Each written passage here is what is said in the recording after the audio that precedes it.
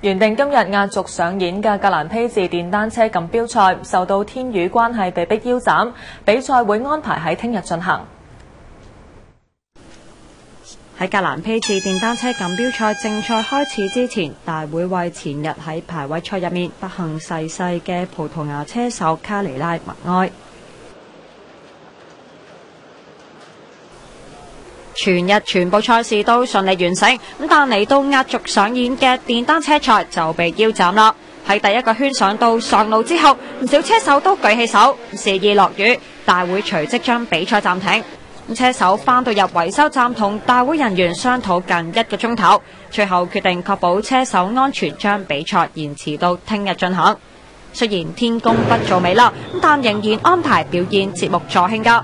兩架上咗年紀嘅戰車重臨大家眼前，深色嘅就係50年代嘅方程式賽車，而史拿當年首次贏得3級方程式冠軍嘅就係黃色呢一款啦。